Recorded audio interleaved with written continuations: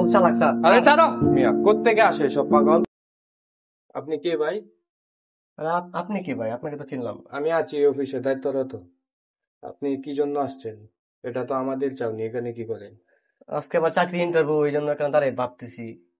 ও আচ্ছা, আজকে তো নিয়োগ আছে, জি। তো চাকরির ইন্টারভিউ দিতে আসছেন নাকি? আচ্ছা, আপনি যে চাকরির ইন্টারভিউ দিতে আসছেন, আপনার বিশেষ যোগ্যতা কি একটু বলেন তো? গ্রামের সবাই বলে আমি নাকি চালাক, আমি সব কাজ করে ফেলতে পারি। আচ্ছা, তুমি যদি অফিসের ম্যানেজার হও, তুমি কিভাবে সবাইকে হ্যান্ডেল করো তো বলো তো? আমি সবাইকে বলবো যে আগে কাজ করো, বাকি আমার উপর।